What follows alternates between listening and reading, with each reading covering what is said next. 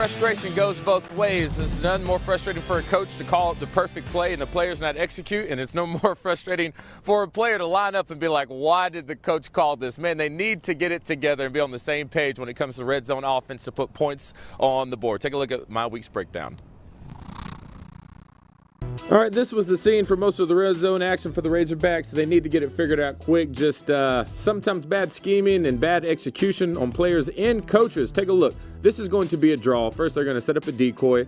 They're trying to act like Starkel's going to throw it to the flat, get the linebackers to flow. Only guy that follows him is the guy guarding the man-to-man. Now, they're going to pull 3 people to lead up into the hole. You think that sounds cool. Only problem is they're forgetting to block one guy. This guy on the end of the line of scrimmage. This play cannot work. He has a free shot at the quarterback. Just no time to follow his blocks. If they did have him blocked, it might have been a touchdown. Take another look at one right here. I talked about just, having bad play calls. The Razorbacks completely outmatched, and I don't think this is the player's fault. Look at this. You got 5 guys trying to block 7 defenders for Texas A&M.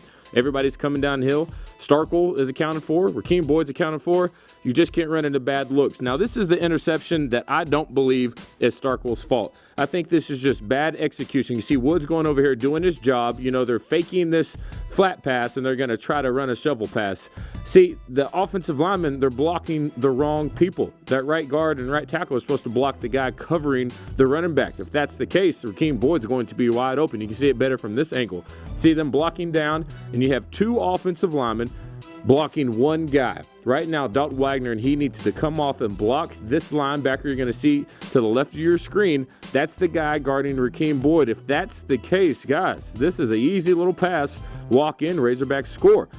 Once again, another mental failure for the Razorbacks on the offensive side of the ball. Now, take a look at this. Now, this is where I say this is not Nick Starkel's fault. Look, the ball's already in the air, and look at Rakeem Boyd. Yeah, he looks pretty open to me. That's just trusting your offensive lineman to block who they're supposed to block and hopefully score a touchdown. All right, so Drew, I've been in plenty of debates with a lot of people talking about, you can't throw picks, and I absolutely agree with that. But sometimes when you break down tape, quarterbacks have to trust that their guys are going to do what they've been coached to do. A quarterback can't think, just in case the right tackle misses this block, maybe I need to think of another option. You call the play and you trust it fully, and if it looks open, you make the play. That just wasn't the case. And so we're going to go ahead back up to Picture Nation Studio right now with Mike. I mean, red zone offense, we do so good getting there, and they just seem to fall apart. What do you think? Is it more of the coaching play calls, or just players need to execute more? Absolutely. It's play calling, and it's not creative. They're too limited in what they do. Sometimes, like you explained, it's way too overcomplicated. You're asking an offensive line that's not that experienced, not that good to do a lot of stuff. I don't think you ever run into a stacked defense like that with Arkansas right now. To me, you throw the ball, or you do something to get your running backs out on the edge. You don't ever go right into the teeth of that thing, and I don't think you throw into that mess. I don't want any of that. It was too complicated. That little shovel pass was just too complicated to play for this offense. Yeah, and you talk about complication. There was one later in the game when we had a chance to go up. It was a perfect screen called, at the right time, caught him in a blitz. But there was just so many moving parts going on in the backfield, Drew. Rakeem Boyd actually ran into C.J. O'Grady. It kind of held him up.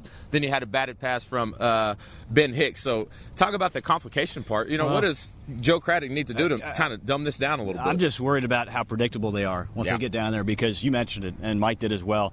When you try to run that much between the tackles, typically, the way things are going right now with Arkansas's offensive line, and against so many defensive lines that are so good in the SEC, they just get stuffed. Yeah. And, in the red zone right now, Arkansas is 65%. That's worse than the SEC. Now, Kentucky's 12th, so I don't know how it's going to play out here today, but I do know that, obviously their D-line, Kentucky's, is huge. Yeah. I mentioned it earlier at the outset of the show.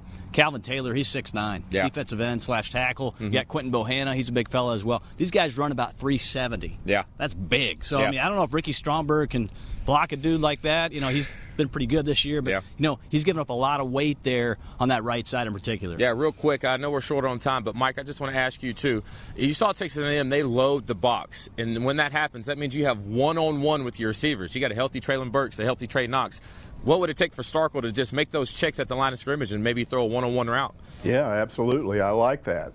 You've got tall receivers. You got Traylon Burks, Trey Knox. Your tight ends, both of them are tall guys. So go to those guys and get them out into space. Stop trying to attack into a mass of mess. a mess of mass, however you want to say it. Yeah. I gotta like it. So yeah, we're gonna be keeping an eye on that here today. So thanks so much, Mike, checking in with later. We're about to go to break. When we come back, man, there's a lot of history between these